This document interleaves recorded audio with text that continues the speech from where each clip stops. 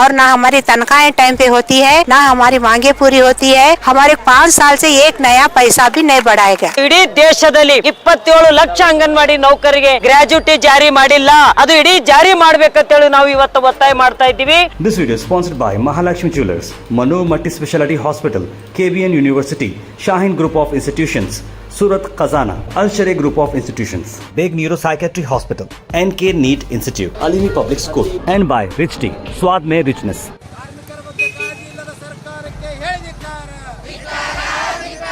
ಬಂಡವಾಳಶಾಹಿ ಪರ ಆಡಳಿತ ಮಾಡುತ್ತಿರುವ ಸರ್ಕಾರಕ್ಕೆ ಹೇಳಿಧಿಕ್ಕಾರ.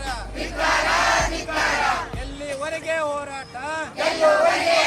ಕಾರ್ಮಿಕ ಕಾನೂನು ತಿದ್ದುಪಡಿ ಕೈ ಬಿಡಲೇಬೇಕು.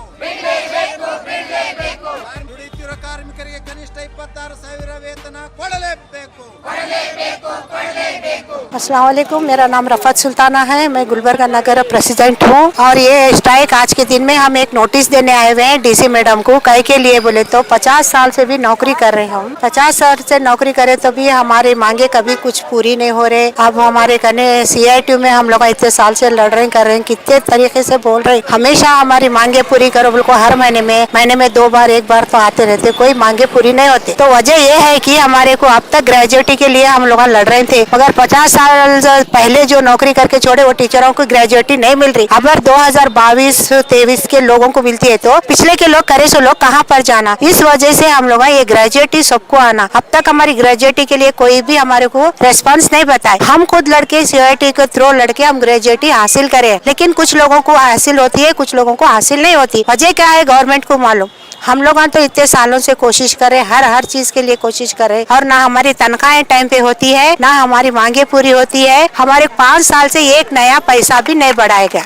इस वजह से हम स्ट्राइक रखे हैं।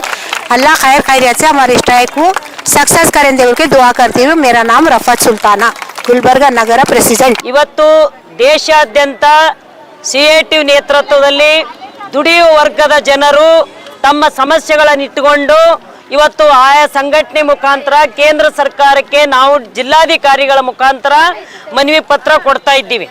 ಇವತ್ತು ದೇಶದಲ್ಲಿ ಕಾರ್ಮಿಕರ ಬಗ್ಗೆ ಇದ್ದಂತ ಕಾನೂನುಗಳನ್ನು ಇವತ್ತು ಕೇಂದ್ರ ಸರ್ಕಾರ 48 ಕಾನೂನುಗಳು ಇದ್ದಿದ್ದನ್ನ ಇವತ್ತು 4 ಕೋಡ್ಗಳನ್ನಾಗಿ ಮಾಡಿ ಇವತ್ತು ದುಡಿತಕ್ಕಂತ ಜನರ ಹೋರಾಟವನ್ನು ಹತ್ತಿಕ್ಕಲಿಕ್ಕೆ ಮತ್ತು ಈ ಬಂಡವಾಳಶಾಹಿ ಪರ ಶ್ರೀಮಂತರ ಪರವಾದಂತ ಕಾನೂನುಗಳನ್ನು ತಂದು ಇವತ್ತು ದುಡಿಯುವ ವರ್ಗದ ಜನರಿಗೆ ಕಾನೂನುಗಳು ಇಲ್ದಂಗೆ ಮಾಡಲಿಕ್ಕೆ ಏನು ಹೊರಟದ ಅದನ್ನು ಇವತ್ತು CITU ಕಡಾಖಂಡಿತವಾಗಿ ನಾವು ಖಂಡಿಸ್ತೀವಿ. ಅದರ ಜೊತೆಗೆ ಇವತ್ತು ಲಕ್ಷಾನುಗಟ್ಟಲೆ ಕಾರ್ಮಿಕರು ಇವತ್ತು ಕಡಿಮೆ ಗೌರವಧನದಲ್ಲಿ ಅಸಂಘಟಿತ ವಲಯದಲ್ಲಿ ಅಂಗನವಾಡಿ, ಬಿಸಿ ಊಟ, ಆಶಾ ಹಲವಾರು ವಿಭಾಗದಲ್ಲಿ ಇವತ್ತು ಕಡಿಮೆ ಸಂಬಳದಲ್ಲಿ ಇವತ್ತು ಕೆಲಸ ಮಾಡ್ತಾ ಇದ್ದಾರೆ.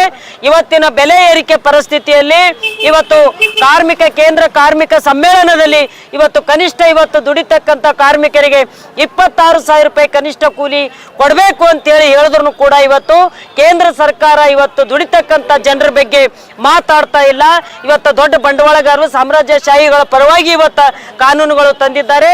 ಇವತ್ತು ಎಲ್ಲ ವಿಭಾಗದ ಜನರು ತಮ್ಮ ಬೇಡಿಕೆಗಳನ್ನು ಕೇಂದ್ರ ಸರ್ಕಾರಕ್ಕೆ ಮನವಿ ಮಾಡ್ತಾ ಇದ್ದೀವಿ. ಅದರ ಜೊತೆಗೆ ಇವತ್ತು 50 ವರ್ಷದಿಂದ ದುಡಿತಕ್ಕಂಥ ಅಂಗನವಾಡಿಯವರಿಗೆ ಸುಪ್ರೀಂ ಕೋರ್ಟ್ 2022ರಲ್ಲಿ ಒಂದು ಆದೇಶ ಮಾಡಿದೆ. ಗ್ರಾಜ್ಯುಟಿ ಇವರಿಗೂ ಕೊಡ್ಬೇಕಂತೇಳಿ ಆದೇಶ ಮಾಡಿದ.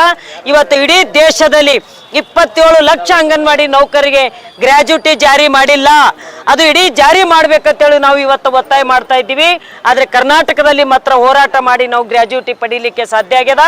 ಇವತ್ತು ಕೇಂದ್ರ ಸರ್ಕಾರ ಮಾಡ್ತಕ್ಕಂಥದ್ದು ಮಾಡಬೇಕು ಮತ್ತು ಅಂಗನವಾಡಿಯವರಿಗೆ ಗೌರವಧನ ಹೆಚ್ಚಳ ಮಾಡಬೇಕಂತೇಳಿ ಇವತ್ತು ತಹಶೀಲ್ದಾರರ ಮುಖಾಂತರ ಕೇಂದ್ರ ಸರ್ಕಾರಕ್ಕೆ CITU ಮತ್ತು ಜಿಲ್ಲಾಧಿಕಾರಿಗಳ ಮುಖಾಂತರ ನಾವು ಮನವಿ ಪತ್ರವನ್ನು ಕೊಡ್ತಾ ಇದ್ದೀವಿ. ಶಾಂತ ಎನ್ಗಂಟೆ, CITU ಜಿಲ್ಲಾಧ್ಯಕ್ಷ. This video is sponsored by Mahalakshmi Jewelers, Mano Multi Speciality Hospital, KBN University, Shaheen Group of Institutions, Surat Khazana, Al Sharia Group of Institutions, Beg Neuropsychiatry Hospital, NK NEET Institute, Alimi Public School, and by Rich Tea, Swad Mein Richness.